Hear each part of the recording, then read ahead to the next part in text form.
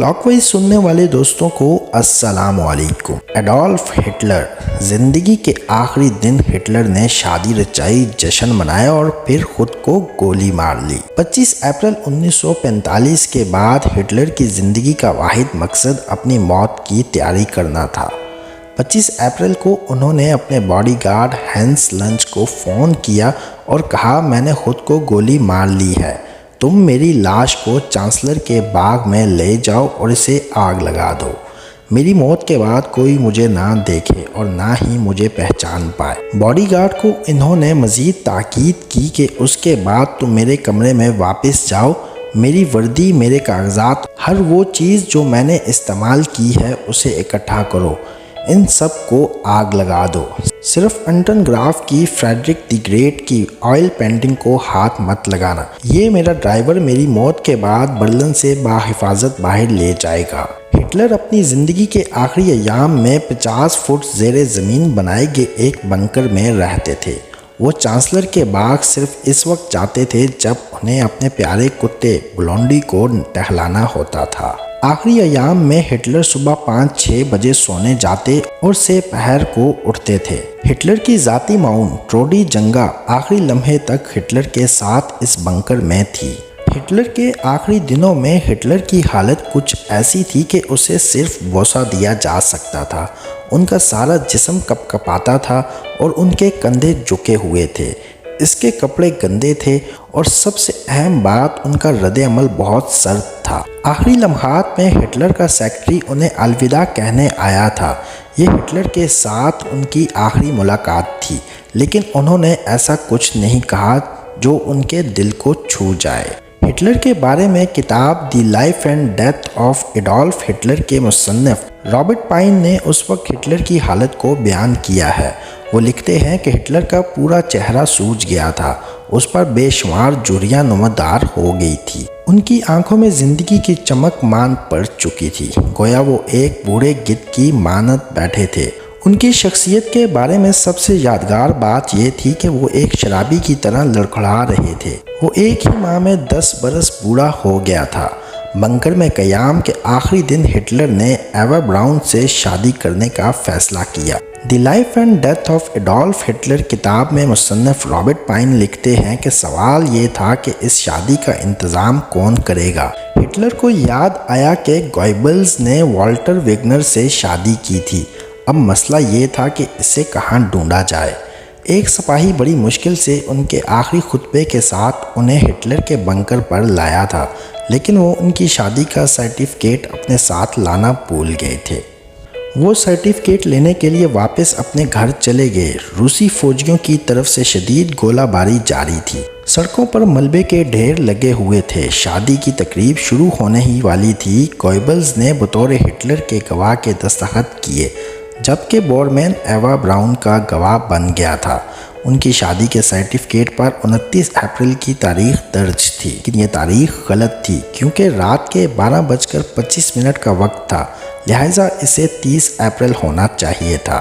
शादी की दावत में हिटलर के 2 ज़ाती मावानीन और उनका सब्जी खोर बावर्ची Bormann Goebbels, Magda Goebbels, general Krebs, general Burgdorf ने शिरकत की थी। एवा हिटलर की सेहत के लिए सब ने जाम उठाकर नेक ख्वाहिशात का इजहार किया। एवा ने इस दिन बहुत शराब पी थी, लेकिन हिटलर ने सिर्फ एक घूंट लिया और पुरानी यादों को ताज़ा करने लगा। लेकिन फिर अचानक हिटलर का मिजाज बदल गया और उन्होंने सबसे कहा कि सब ख़त्म हो गया, सब ने मुझे धमकाया है। अपनी ज़िंदगी के आखिरी दिन हिटलर कुछ घंटों के लिए सोते रहे और ताज़ा दम होकर उठे। ये देखा गया है कि सजाए मौत के कैदी अपनी मौत से पहले एक रात कबल आम तौर पर सुकून की नींद सोते।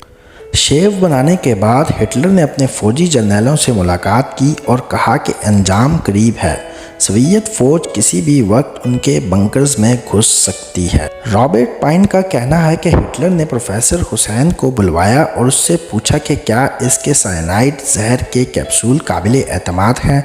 हिटलर ने उन गोलियों का तजर्बा करने के लिए अपने प्यारे कुत्ते को खिलाने का भी कहा।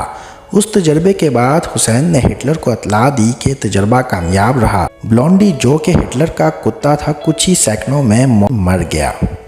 خود ہٹلر نے اپنے پیارے کتے کی موت کے منظر کو دیکھنے کی ہمت نہیں کی۔ دوپہر کے 2:30 بجے ہٹلر اپنے آخری کھانا کھانے بیٹھ گئے۔ اچانک دروازے پر دستک ہوئی اور باڈی گارڈ نے ہٹلر سے پوچھا، کیا آپ میگڈا سے ملنا پسند کریں گے؟ ہٹلر نے کہا، میں کسی سے نہیں ملنا چاہتا۔ ایوا وہاں موجود نہیں تھی۔ ہینز لنز جو دروازے کے باہر کھڑا تھا نہیں جانتا تھا کہ ہٹلر کب خود کو گولی مار سکتا ہے۔ اس نے بارود کی ایک ہلکی سی بو محسوس کی تھی۔ رکزاس مچ کا کہنا ہے کہ اچانک میں نے کسی کو یہ آواز دیتے ہوئے سنا، لنچ لنچ۔ اب ہٹلر نہیں ہے۔ ہو سکتا ہے کہ انہوں نے گولی چلنے کی آواز سنی ہو، لیکن میں نے کچھ نہیں سنا تھا۔ سب سرگوشیاں کر رہے تھے اور اس کے ساتھ ہی ہٹلر کی ذاتی سیکرٹری بورمن نے ہٹلر کے کمرے کا دروازہ کھولنے کا اشارہ کیا۔ ہٹلر کا سر زمین پر دیکھا، اس کا رنگ زرد پڑ چکا تھا۔ ہو سکتا ہے کہ اس نے مرتے وقت اپنا ہاتھ بڑھایا ہو، جس سے اس کی طرف کا گلےدان نیچے گر گیا اور ٹوٹ گیا تھا۔ ایوا براؤن صوفے پر گری پڑی تھی۔ اس نے گہرے نیلے اور سفید رنگ کا لباس پہن رکھا تھا۔ اس کے بعد لنچ نے ہٹلر کی لاش کو چادر میں لپیٹا اور اسے ہنگامی دروازے سے لے کر چانسلر کے باغ تک لے گیا۔ بورمن ایوا براؤن کی لاش لے کر آیا۔ جب وہ ہٹلر کی لاش لے کر سامنے سے گزرے تو اس کی ٹانگیں لٹکی ہوئی تھی۔ ہٹلر کے سواہ نگار ایان کرشا لکھتے ہیں کہ اس منظر کو ہٹلر کے آخری دنوں کے تمام ساتھیوں نے بنکر کے دروازے کے ذریعے دیکھا تھا۔ جب ان کی لاش کو آگ لگا دی گئی تو سب نے اپنے ہاتھ اٹھائے اور ہیل ہٹلر کہا، یعنی ہٹلر زندہ باد کا نعرہ لگایا، اور بنکر واپس لوٹ گئے۔ اس وقت تیز ہوا چل رہی تھی۔ جب آگ بھڑک اٹھی تو اس پر پیٹرول ڈالا گیا۔ آگ 2.5 گھنٹے تک جلتی رہی۔ رات 11 بجے گوانسچے نے سپیریئر سروسز کے اہلکاروں کو جلی ہوئی لاشوں کو دفنانے کے لیے بھیجا۔ کچھ دن بعد جب سوویت فوجیوں نے ہٹلر اور اس کی اہلیہ کی قبر کشائی کی تو سب کچھ خاک ہو چکا تھا۔ صرف کچھ دانت ملے تھے اور ایک شخص جو سن 1938 کے بعد سے ہٹلر کے دانتوں کے ڈاکٹر کے ساتھ کام کر رہا تھا، اس نے تصدیق کی کہ یہ دانت ہٹلر کے ہیں، جس سے ہٹلر کی موت کو واضح کیا گیا۔